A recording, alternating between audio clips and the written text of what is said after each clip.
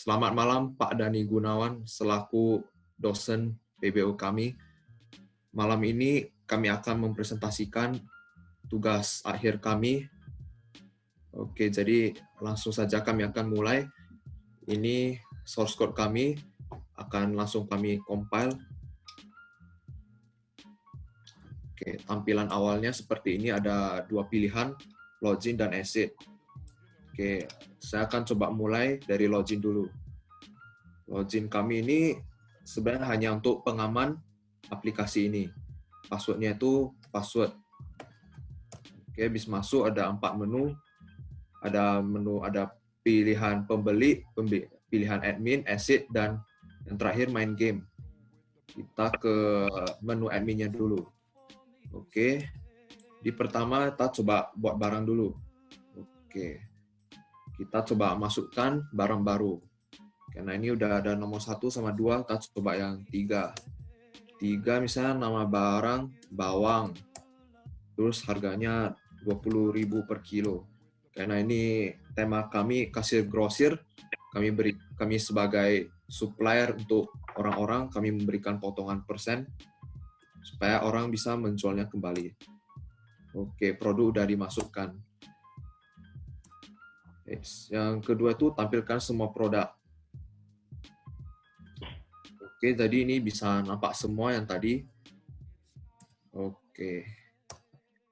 Lanjut ke yang ketiga, kita bisa cari barang, tapi dengan kode. Tadi sudah kita masukkan kode ketiga, jadi coba kita cari 3, oke, keluar bawang.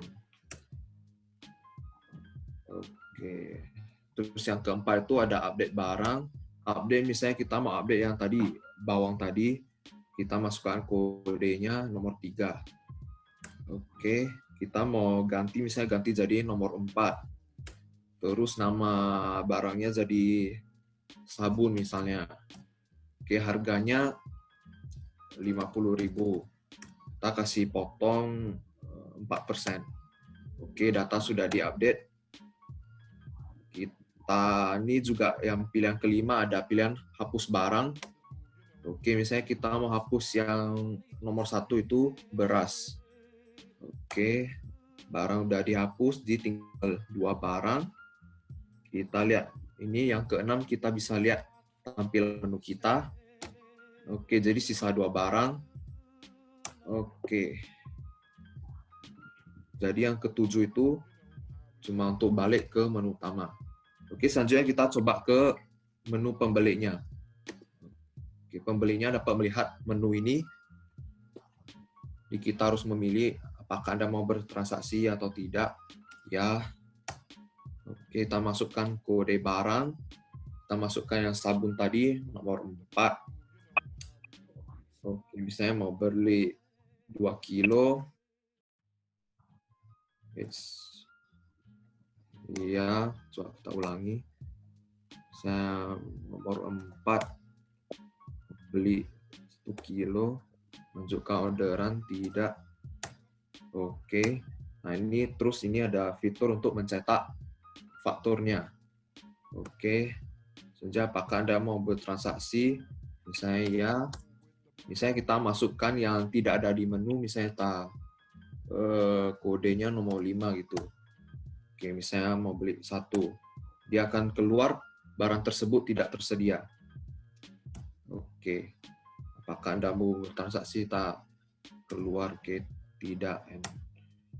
Oke, tekan apapun untuk konfirmasi, tak tekan aja. Oke, lanjut ke orderan, tidak. Oke, konfirmasi lagi.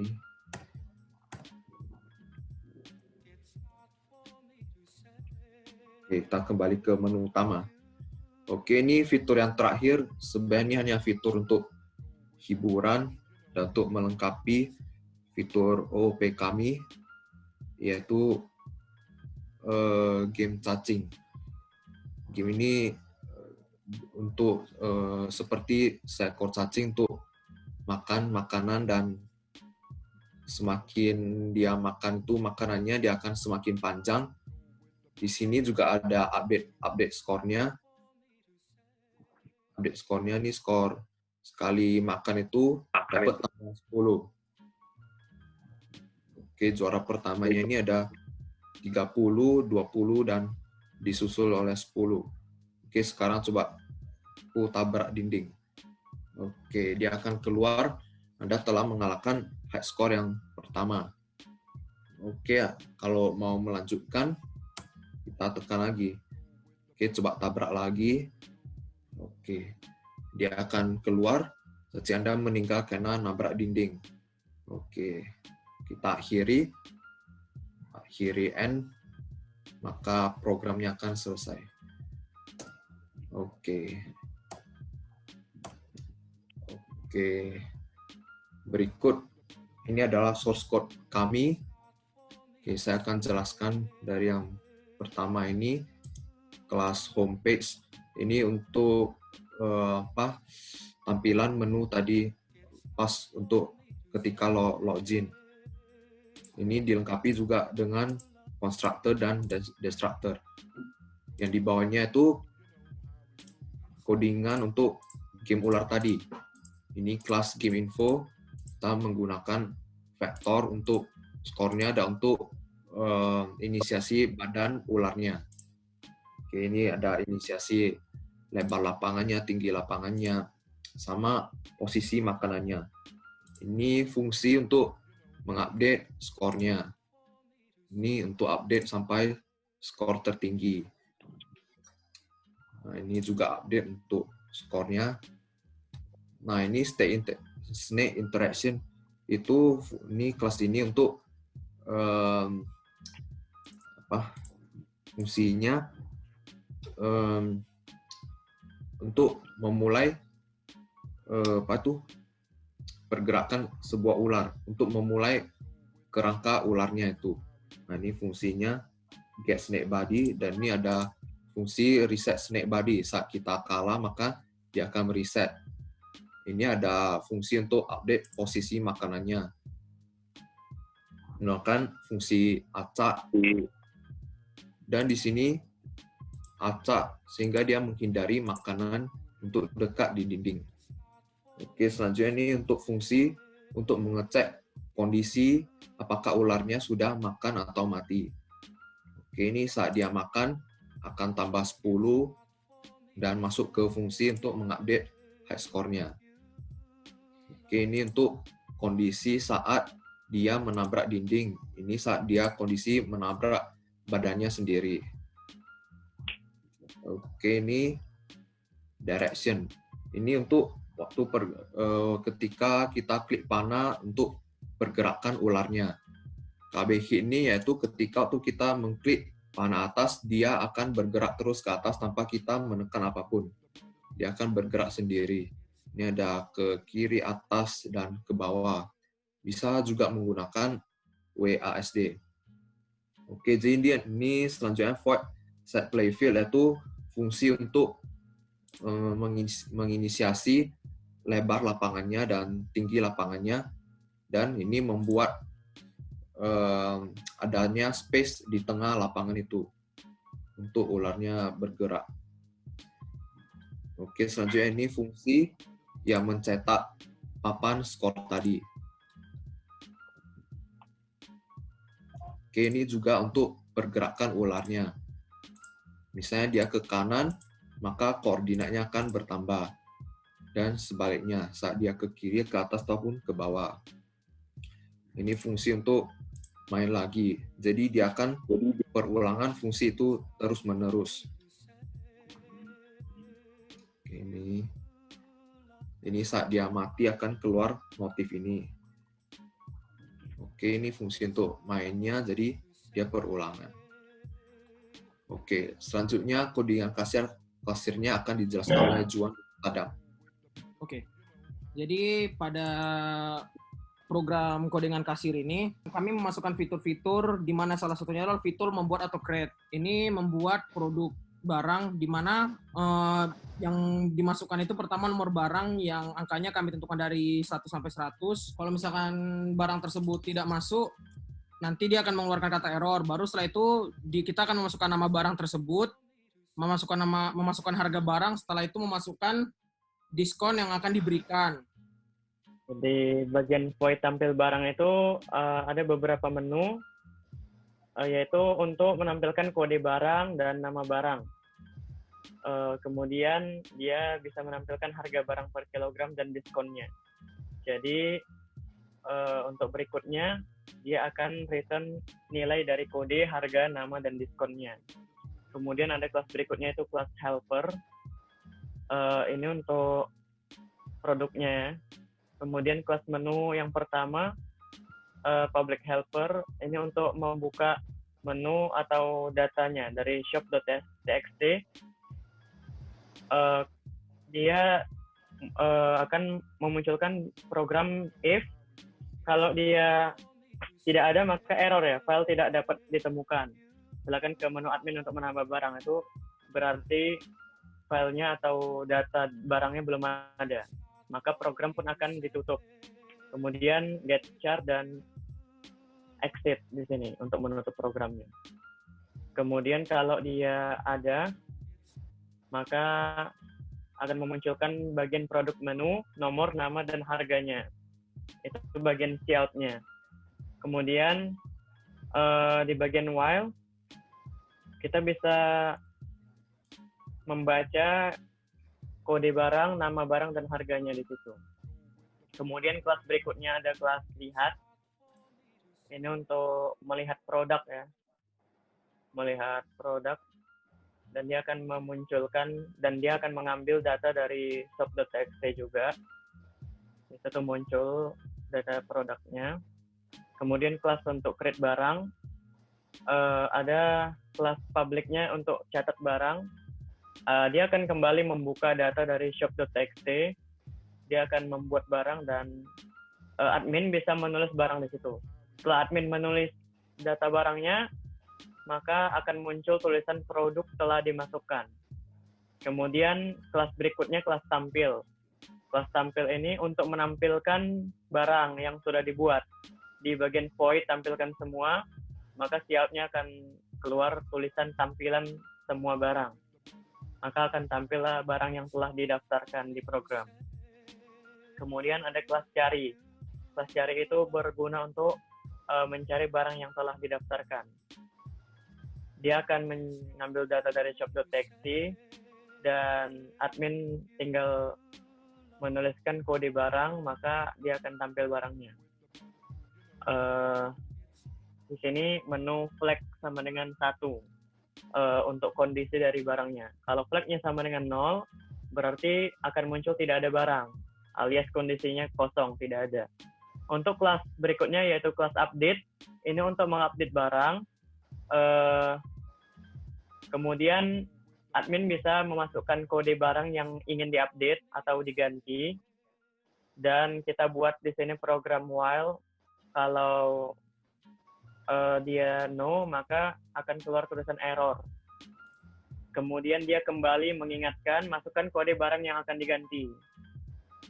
Maka admin pun bisa memasukkan kode barang yang tadinya salah itu. Kemudian untuk bagian open, maka di bagian while di sini akan ada program untuk memasukkan data baru barang yang dipilih untuk diganti. Kemudian setelah dimasukkan data baru barang, maka akan muncul tulisan data terupdate. Kemudian kalau datanya tidak ditemukan, maka di sini ada fp.close, akan keluar tulisan data tidak ditemukan. Kemudian kelas berikutnya yaitu kelas hapus, ini untuk menghapus barang.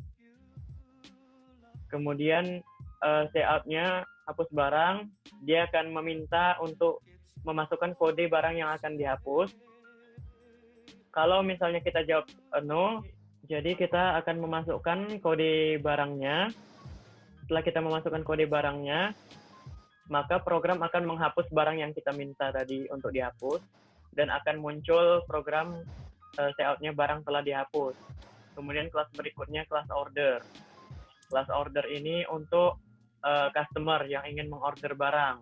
Di sini kita buat menu pertamanya integer order underscore r ini, kemudian quant untuk kuantitasnya, kemudian di sini floatnya untuk jumlah barang dan juga total barang.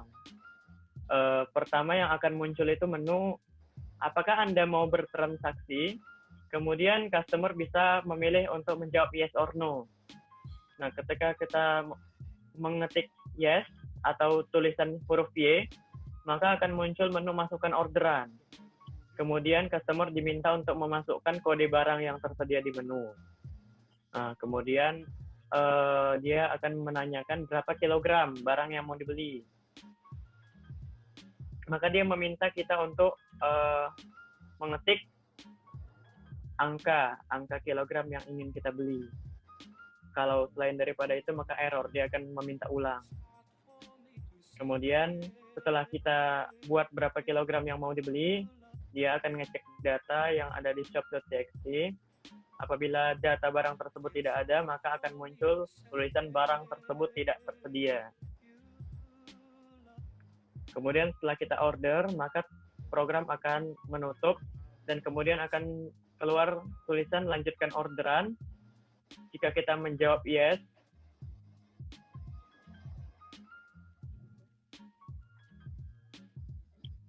jika kita menjawab yes, maka akan mengulangi melanjutkan orderan. Kemudian kalau no, maka dia akan mengeluarkan terima kasih telah berorder. Dia akan mengeluarkan tulisan terima kasih telah berorder. Lalu ada bagian untuk membuat menu faktur. Di faktur ini akan ditampilkan seluruh data barang dari nomor, nama barang, kuantitas, harga, total, dan total setelah diskon. Di bagian programnya, dia akan mengecek kembali data yang ada di shop itu. Lalu dia meminta kita untuk,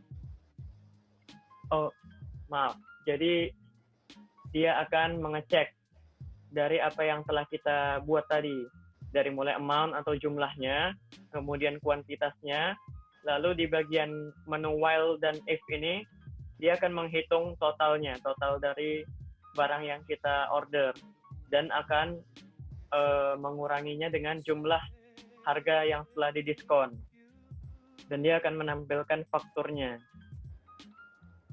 Lalu customer diminta untuk mengkonfirmasi dengan mengetik N. Tekan apapun untuk konfirmasi. Selainnya, maka perintah Anda salah. Kemudian berikutnya ada kelas admin menu.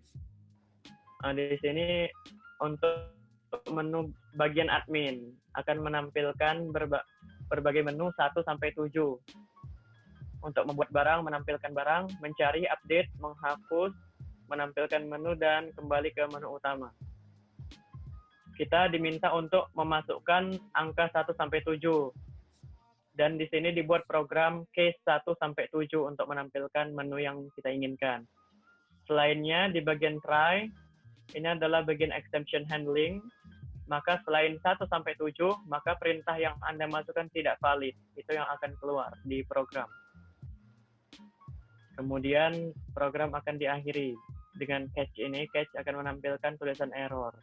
Kemudian untuk di menu awalnya akan menampilkan UI seperti ini, yaitu welcome. Ada 4 menu di situ, yaitu menu pembeli, admin, exit, dan bermain game.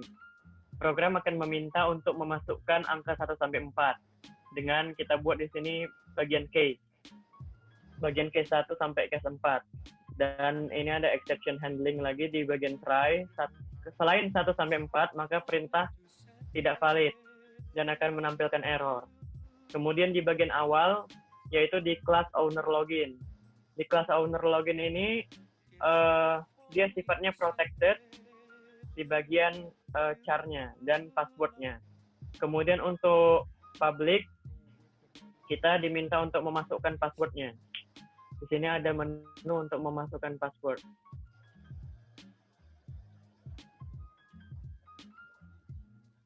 Nah, kemudian ketika kita memasukkan password, apabila password yang kita masukkan salah, maka dia akan memunculkan di bagian program else invalid password. Dia akan meminta kembali untuk memasukkan 2. Kemudian untuk ke kelas huruf, kelas huruf ini ada untuk menampilkan bagian awal aja, bagian kelas A, yaitu public huruf. Ini untuk menampilkan bacaan selamat datang di kasir grosir. Kelas B juga sama untuk menampilkan tampilan menu program. Dan di sini ada menu integer untuk menampilkan sebagai polymorphism aja untuk user interface dari program ini. Ya mungkin sekian penjelasan untuk bagian kasirnya. Oke, jadi kali ini saya akan menjelaskan fitur OP apa aja yang kami gunakan dalam program ini. Yang pertama ada ini kelas dan objek tentunya. Kemudian inheritance. Inheritance ada mengambil turunan objek dari kelas lain. Kemudian constructor dan destructor pada menu ketika login. Ini constructor dan destructornya. Kemudian juga menggunakan vektor untuk ini score dan badan ularnya. Kemudian juga menggunakan extension handling ketika pilihan menu. Ketika kita memilih di luar pilihan itu, maka akan mengeluarkan pesan error. Kemudian juga menggunakan polymorphisme. Polymorphisme itu hanya di bagian tampilannya aja, polymorphisme. Kemudian juga ada template. Template itu penggunaan di kalkulator untuk perhitungannya. Template di bagian sini. Oke, ini template-nya. Oke, jadi sekian dari kami. Lebih kurangnya kami mohon maaf.